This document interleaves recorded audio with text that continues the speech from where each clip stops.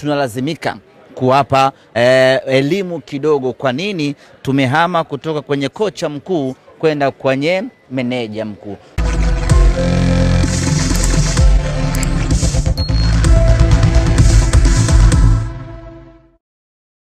Tumempata mwalimu Pantev ambaye job description yake ama mpangilio wake wa kimajukumu anakuwa ni meneja mkuu wa klabu ya Simba.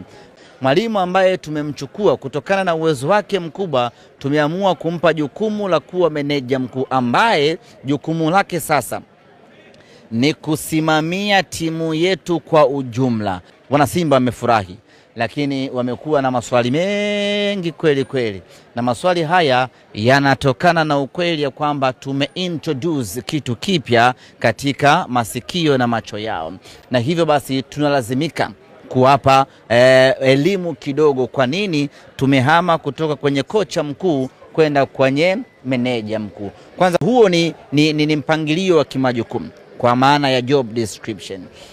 Kocha mkuu kazi yake ni ndogo sana, ni kudili na timu mazoezini pamoja na kwenye mechi. Kwa hiyo tumehama kwenye majukumu hayo.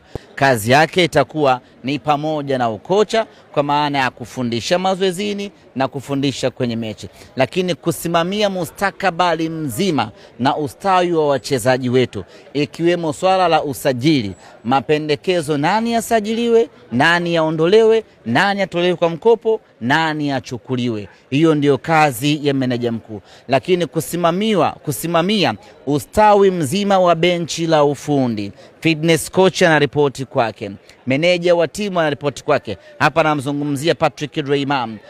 Daktari wa viungo anaripoti kwake, mpishi anaripoti kwake, na kuangalia mustakabali mzima wa kimaendeleo wa kikosi chetu tunapokuwa katikati ya majukumu. Hiyo ndio kazi ya meneja ambaye tumemchukua mwalimu Pantev.